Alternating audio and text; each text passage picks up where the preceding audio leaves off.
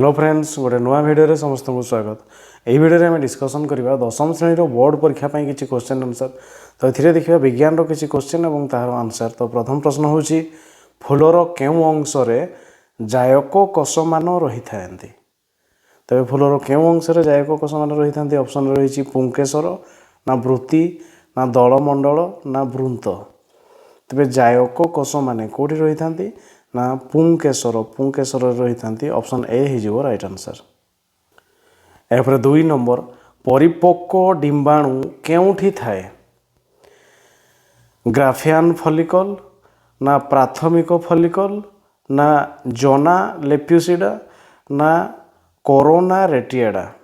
तेरे परिपक्व डिंबाणु केउठी थाए ना होची ग्राफियान फॉलिकल। ऑप्शन ए हो राइट आंसर। यापर 3 नंबर जेम्यूल जो रंध्र द्वारा बाहर को खोला थाए ताहार नाम कौन।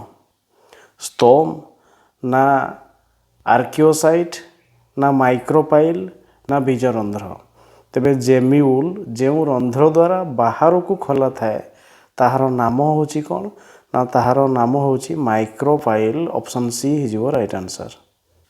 यापर 4 नंबर आशाकर्मी और अंगनवाड़ी परी संस्थार दृढ़ीकरण करने केउं योजनार लक्ष्य।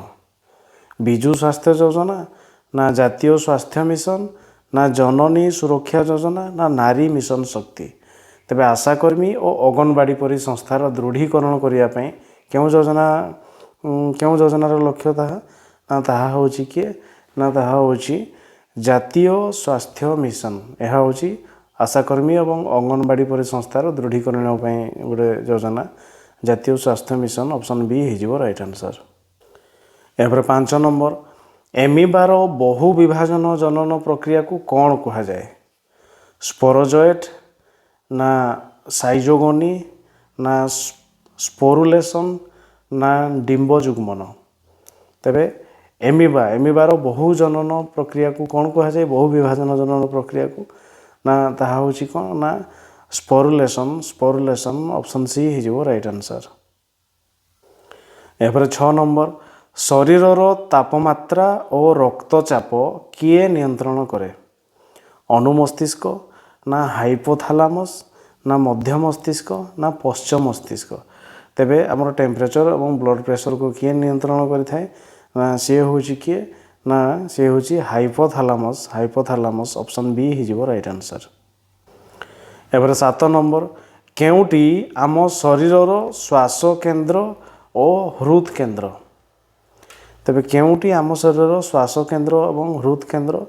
ऑप्शन रही अग्र मस्तिष्क ना सुषुम्ना शीर्ष ना पश्चिम मस्तिष्क ना अनुमस्तिष्क। तेबे आम शरीर श्वास केन्द्र और हृद केन्द्र सी हूँ किए ना सी हूँ सुषुम्ना शीर्ष। ऑप्शन बी हो राइट आंसर। एबार 8 नंबर केउटी वृद्धि ह्रासक हार्मोन। ऑक्सिन ना एथिलीन ना साइटोकाइनिन ना जिबरेलिन। तेबे केउटी वृद्धि ह्रासक हार्मोन अटे बोली कहुई। तेबे तार आंसर किए हो ना एथिलीन। वृद्धि ह्रासक हार्मोन होची एथिलीन। ऑप्शन बी हो राइट आंसर। यापर 9 नंबर ग्राही अंगरू आवेग संग्रह करुथिबा स्नायु को कौन कहा जाए। मोटर स्नायु ना सेंसरी स्नायु ना प्रांतीय स्नायु ना कोरोटी स्नायु। तेबे ग्राही अंगरू आवेग संग्रह करुथिबा स्नायु को आमे कौन कहबा ना सी हूँ सेंसरी स्नायु। ऑप्शन बी हो राइट आंसर। यापर 10 नंबर प्रति नेफ्रॉन सह संयुक्त होइतिबा वृक्कीय धमनीर सूक्ष्म शाखा को कौन कहा जाए। ग्लोमेरुलस कहा जाए ना अंतर्वाही उपधमनी कहा जाए ना निर्वाही उपधमनी कहा जाए ना माल्पिजियन पिंड। देवे प्रति नेफ्रॉन सह संयुक्त होइतिबा वृक्कीय धमनीर सूक्ष्म शाखा को कौन कहा जाए ना सी हूँ किए ना अंतर्वाही उपधमनी। ऑप्शन बी हो राइट आंसर। यापर 11 नंबर क्विनाइन कहार उपक्षार। तमाखु ना लेंबू ना सिंकोना ना तेंतुड़ी। तो क्विनाइन हूँ किए ना सिंकोनार क्विनाइन। तेणु ऑप्शन सी हो राइट आंसर। यापर 12 नंबर माल्पिजियन नलिका कहार रेचन अंग। बेंग ना झिंटिका ना मनीष ना जिया। ତେବେ ମାଲପିଝିଆନ୍ ନଳିକା ନଳିକା ସେ ହେଉଛି କାହାର ନା ଜିଆର ଗୋଟେ ହେଉଛି ରେଚନ ଅଙ୍ଗ। ଅପସନ୍ ବି ହେଇଯିବ ରାଇଟ୍ ଆନ୍ସର୍। ଏହାପରେ 13 ନମ୍ବର ଆମର କେଉଁ ଅଙ୍ଗ ରେଚନ ପ୍ରକ୍ରିୟା ସହ ସଂଶ୍ଳିଷ୍ଟ ନୁହେଁ? ବୃକକ୍ ନା ଚର୍ମ ନା ପାକସ୍ଥଳୀ ନା ଯକୃତ। ତେବେ ରେଚନ ଅଙ୍ଗ ମାନେ ବର୍ଜ୍ୟବସ୍ତୁ ନିଷ୍କାସନରେ କିଏ ସଂଶ୍ଳିଷ୍ଟ ନୁହେଁ କହିଛି, ତେଣୁ ସିଏ ହେଇଯିବ କିଏ ନା ରେଚନ ଅଙ୍ଗ ସିଏ ନୁହଁ ପାକସ୍ଥଳୀ ଗୋଟେ ରେଚନ ଅଙ୍ଗ ନୁହଁ। ଅପସନ୍ ସି ହେଇଯିବ ରାଇଟ୍ ଆନ୍ସର୍। ପାକସ୍ଥଳୀ ଯିଏକି ଆମର ପରିପାକ କ୍ରିୟା ସହ ସଂଶ୍ଳିଷ୍ଟ, ରେଚନ କ୍ରିୟା ନୁହଁ। ରେଚନ କ୍ରିୟା ପାଇଁ ବୃକକ୍ ଚର୍ମ ଯକୃତ ଏଗୁଡ଼ା ସବୁ ସଂଶ୍ଳିଷ୍ଟ, ତେଣୁ ଅପସନ୍ ସି ପାକସ୍ଥଳୀ ହେବ ରାଇଟ୍ ଆନ୍ସର୍। ଏହାପରେ 14 ନମ୍ବର କାହାର ଉପସ୍ଥିତି ଯୋଗୁଁ ଶିରା ଓ ଧମନୀରେ ରକ୍ତ ଜମାଟ ବାନ୍ଧେ ନାହିଁ? ହିରୁଡ଼ିନ୍ ନା ପଟାସିୟମ୍ ଅକ୍ସାଲେଟ୍ ନା ହେପାରିନ୍ ନା ସୋଡ଼ିୟମ୍ ଅକ୍ସାଲେଟ୍। ତେବେ କାହାର ଉପସ୍ଥିତି ଯୋଗୁଁ ଶିରା ଓ ଧମନୀରେ ରକ୍ତ ଜମାଟ ବାନ୍ଧେ ନାହିଁ? ତେବେ କାହାର ନା ହେପାରିନ୍ ଉପସ୍ଥିତି ଯୋଗୁଁ ମାନେ ଦେହ ଭିତରେ ବ୍ଲଡ଼ କ୍ଲଟିଂ ହୁଏ ନାହିଁ, ତେଣୁ ଅପସନ୍ ସି ହେଇଯିବ ରାଇଟ୍ ଆନ୍ସର୍। ଏହାପରେ 15 ନମ୍ବର ମୂଳରୁ ଉଦ୍ଭିଦର ଅଗ୍ର ପର୍ଯ୍ୟନ୍ତ ଜଳର ନିରବଚ୍ଛିନ୍ନ ଧାରାକୁ କ'ଣ କୁହାଯାଏ? ଉଚ୍ଛେଦନ ଜନିତ ଚାପ ନା ଉଚ୍ଛେଦନ ଜନିତ ଆକର୍ଷଣ ନା କୈସିକ ଆକର୍ଷଣ ନା ଉଚ୍ଛେଦନ ସ୍ରୋତ। ତେବେ ମୂଳରୁ ଉଦ୍ଭିଦର ଅଗ୍ର ପର୍ଯ୍ୟନ୍ତ ଜଳର ନିରବଚ୍ଛିନ୍ନ ଧାରାକୁ କ'ଣ କୁହାଯିବ ନା ତାହାକୁ କୁହାଯିବ ଉଚ୍ଛେଦନ ସ୍ରୋତ। ଉଚ୍ଛେଦନ ସ୍ରୋତ ମାନେ ପତ୍ରରୁ ଜଳୀୟ ବାଷ୍ପରେ ପରିଣତ ହେଇଯିବ, ଜଳ ଏଠୁ ବାହାରିଯିବ, ଏଠି ମାନେ ଅଭାବ ହେବ, ତେଣୁ ଚେରରୁ ଏ ପତ୍ର ପର୍ଯ୍ୟନ୍ତ ଜଳ ଟାଣି ହେଇଯିବ, ସିଏ ହେଉଛି ଉଚ୍ଛେଦନ ସ୍ରୋତ। ଅପସନ୍ ଡି ହେଇଯିବ ରାଇଟ୍ ଆନ୍ସର୍। ଏହାପରେ 16 ନମ୍ବର ବାମ ଅଣିନ୍ଦ ସହ ସଂଯୁକ୍ତ ହୋଇଥିବା ରକ୍ତବାହିନୀଟି କିଏ? ଫୁସ୍ଫୁସ୍ ଶିରା ନା ଫୁସ୍ଫୁସ୍ ଧମନୀ ନା ମହାଧମନୀ ନା ମହାଶିରା। ତେବେ ବାମ ଅଣିନ୍ଦ ସହ ସଂଯୁକ୍ତ ହୋଇଥିବା ରକ୍ତବାହିନୀଟି କିଏ? ସିଏ ହେଇଯିବ କିଏ ନା ସିଏ ହେଇଯିବ ଫୁସ୍ଫୁସ୍ ଶିରା। ତେବେ ହୃତ୍ପିଣ୍ଡକୁ ଯଦି ଆମେ ଚାରି ଭାଗରେ ବିଭକ୍ତ କରିଦେବା ତେବେ ବାମ ନିଳୟ ହେଉଛି ସବୁଠୁ ଶକ୍ତିଶାଳୀ ଯେଉଁଟାକି ମହାଧମନୀ ସହିତ ସଂଯୁକ୍ତ ହୋଇଥାଏ। ଏଇଠୁ ରକ୍ତ ପୁରା ଦେହର ଚାରିଆଡ଼କୁ ଯିବ। ତେବେ ଏ ହେଉଛି ବାମ ଅଣିନ୍ଦ ବାମ ନିଳୟ। ପୁଣି ଯଦି ଆମେ କହିବା ଦକ୍ଷିଣ ଅଣିନ୍ଦ ଦକ୍ଷିଣ ନିଳୟ, ଦକ୍ଷିଣ ଅଣିନ୍ଦ ସହିତ ଊର୍ଦ୍ଧ୍ୱ ମହାଶିରା ନିମ୍ନ ମହାଶିରା, ଦକ୍ଷିଣ ନିଳୟ ସହିତ ଫୁସ୍ଫୁସୀୟ ଶିରା, ଆଉ ବାମ ଅଣିନ୍ଦ ସହିତ ଫୁସ୍ଫୁସୀୟ ଧମନୀ ଇଏ ହେଉଛି ଫୁସ୍ଫୁସ୍କୁ ଯିବ, ହୃତ୍ପିଣ୍ଡରୁ ବାହାରିକି ଫୁସ୍ଫୁସ୍କୁ ଯିବ। ଇଏ ହେଉଛି କିଏ ନା ଦକ୍ଷିଣ ନିଳୟ। ଫୁସ୍ଫୁସ୍କୁ ଗଲା, ଫୁସ୍ଫୁସ୍ରୁ ଯେଉଁ ଆସିକି ପଶିବ ସିଏ ହେଉଛି କେଉଁଠି ପଶିବ ନା ବାମ ଅଣିନ୍ଦରେ ପଶିବ। ତାପରେ ଅକ୍ସିଜେନ୍ ଯୁକ୍ତ ରକ୍ତ ବାମ ନିଳୟରୁ ବାହାରିକି ମହାଧମନୀ ଦେଇକି ଶରୀରର ବିଭିନ୍ନ ଜାଗାକୁ ଯିବ। ତେବେ ଏଇ ଚାରିଟା କ୍ୱେଶ୍ଚନ୍, ଚାରିଟା ହେଉଛି କିଏ ନା ବାମ ଅଣିନ୍ଦ ଦକ୍ଷିଣ ଅଣିନ୍ଦ ସହିତ ଊର୍ଦ୍ଧ୍ୱ ମହାଶିରା ନିମ୍ନ ମହାଶିରା, ବାମ ଅଣିନ୍ଦ ସହିତ ଫୁସ୍ଫୁସୀୟ ଶିରା। ତାପରେ ଦକ୍ଷିଣ ନିଳୟ ବାମ ନିଳୟ, ଦକ୍ଷିଣ ନିଳୟ ସହିତ ହେଉଛି ଫୁସ୍ଫୁସୀୟ ଧମନୀ, ଆଉ ବାମ ନିଳୟ ହେଉଛି ମହାଧମନୀ। ତେବେ ଏତିକି ହେଉଛି ପାଠ। ତେବେ ପାଠ କହୁଛି ବାମ ଅଣିନ୍ଦ ସହିତ କିଏ ଆସିଲା ନା ଫୁସ୍ଫୁସ୍ ଶିରା। ଅପସନ୍ ଏ ହେଇଯିବ ରାଇଟ୍ ଆନ୍ସର୍। ଏହାପରେ 17 ନମ୍ବର କେଉଁ ପ୍ରକାର ରକ୍ତ ସଞ୍ଚାଳନରେ ରକ୍ତ ଧମନୀ ଜରିଆରେ ଗୋଟିଏ ବାଟ ଦେଇ ଯାଏ ଓ ଅନ୍ୟ ବାଟ ଦେଇ ଶିରା ଜରିଆରେ ହୃତ୍ପିଣ୍ଡକୁ ଫେରିଆସେ?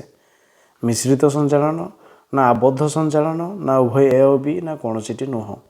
ତେବେ ଗୋଟେ ବାଟ ଦେଇକି ହିଁ ଯିବ ଆଉ ଅଲଗା ବାଟେ ଫେରିବ। ସେଇଟା କେମିତି ହୁଏ ନା ସେଇ ସଞ୍ଚାଳନକୁ କ'ଣ କହିବା ନା ଆବଦ୍ଧ ରକ୍ତ ସଞ୍ଚାଳନ। ଆବଦ୍ଧ ରକ୍ତ ପେଲି ହେବ ନାହିଁ, ଆବଦ୍ଧ ସଞ୍ଚାଳନ। ଅପସନ୍ ବି ହେଇଯିବ ରାଇଟ୍ ଆନ୍ସର୍। ଏହାପରେ 18 ନମ୍ବର ବାୟୁ ଅପଜୀବୀ ଶ୍ୱସନରେ କେଉଁ ଉତ୍ପାଦ ମିଳେ? ଜଳ ଅଙ୍ଗାରକାମ୍ଳ ନା ଇଥାନଲ ଆଉ ଲାକ୍ଟିକ୍ ଅମ୍ଳ ନା ଅଙ୍ଗାରକାମ୍ଳ ଓ ଅମ୍ଳଜାନ ନା ଗ୍ଲୁକୋଜ୍ ଆଉ ପାଇରୁଭିକ୍ ଅମ୍ଳ। ତେବେ ବାୟୁ ଅପଜୀବୀ ଶ୍ୱସନରେ କେଉଁ ଉତ୍ପାଦ ମିଳିଥାଏ? ତେବେ ବାୟୁ ଅନୁପସ୍ଥିତିରେ ଯଦି ଶ୍ୱସନ ହୋଇଯାଏ, ଯଦି ଆମର ଅଧିକ ଶକ୍ତି ଦରକାର ହୁଏ, ଆମେ ଏକ୍ସରସାଇଜ୍ କରିବା ବା ଦୌଡ଼ିବା, ତେବେ କ'ଣ ହେବ ଲାକ୍ଟିକ୍ ଅମ୍ଳ ସୃଷ୍ଟି ହେବ ଆଉ ଇଥାନଲ ସୃଷ୍ଟି ହେବ, ଦେହରେ କ୍ରାମ୍ପ ଆସିବ। ଅପସନ୍ ବି ହେଇଯିବ ରାଇଟ୍ ଆନ୍ସର୍। एपर 19 नंबर माइटोकॉन्ड्रिया मैट्रिक्स रे क्यों प्रक्रिया संगठित होता है ग्लाइकोलिसिस ना साइट्रिक अम्ल ना जारण विजारण ना इलेक्ट्रॉन परिवहन संस्था तेज माइटोकॉन्ड्रिया मैट्रिक्स रे कौन होता है ना मैट्रिक्स रे होता है साइट्रिक अम्ल चक्र होता है ऑप्शन बी हो राइट आंसर। एपर 20 नंबर क्यों पर्यायटी श्वासक्रियार अंतर्भुक्त नुहे गैस विनिमय ना एटीपी उत्पादन ना संवातन ना गैस परिवहन तेरे कौटा श्वासक्रियार अंतर्भुक्त नुहे श्वासक्रियार अंतर्भुक्त नुहे कि एटीपी उत्पादन श्वासक्रियार अंतर्भुक्त नुहे ऑप्शन बी हो राइट आंसर। एपर 21 नंबर केउठी अम्लजान अभाव में पायरुविक अम्ल लैक्टिक अम्ल परिणत हुए ईस्ट कोषरे ना पेशी कोषरे ना कोष जीवक ना मैट्रिक्स रे तेज केउठारे अम्लजान अभाव में पायरुविक अम्ल लैक्टिक अम्ल परिणत हुए ना सेटा कौटी होता है ना मांसपेशी होता है ऑप्शन बी हो राइट आंसर। एपर 22 नंबर केउठारे खाद्य पदार्थर अवशोषण हुए नहीं जेजुनम ना पाकस्थली ना क्षुद्रांध्र ना मुखगहर तेज केउठारे अवशोषण हुए नहीं तेज कौटी हुए नहीं ना मुखगहर हुए नहीं ऑप्शन डी हो राइट आंसर। एपर 23 नंबर राफ्लेसिया रे केउ पोषण देखा जाए परजीवी पोषण ना प्राणी सम पोषण ना मृतोपजीवी पोषण ना सहजीवी पोषण तेज राफ्लेसिया रे केमती ना परजीवी पोषण देखा जाए परजीवी ऑप्शन ए हो राइट आंसर। एपर 24 नंबर केल्विन चक्रर केउ पर्याय ग्लूकोज संश्लेषण घटे प्रथम ना द्वितीय ना तृतीय ना शेष तेज केल्विन चक्र कौ पर्याय ग्लूकोज संश्लेषण घटी थाए तेज तार आंसर हो कौन ना द्वितीय पर्याय ऑप्शन बी हो राइट आंसर। एपर 25 नंबर केउ एंजाइम टी अग्नाशय रसरे न थाए आमाइलेज ना लाइपेज ना पेप्सिन ना प्रोटीएज तेज केउ एंजाइम टी अग्नाशय रसरे न थाए तेज ताहा किए ना ताहा होची पेप्सिन ऑप्शन सी हो राइट आंसर।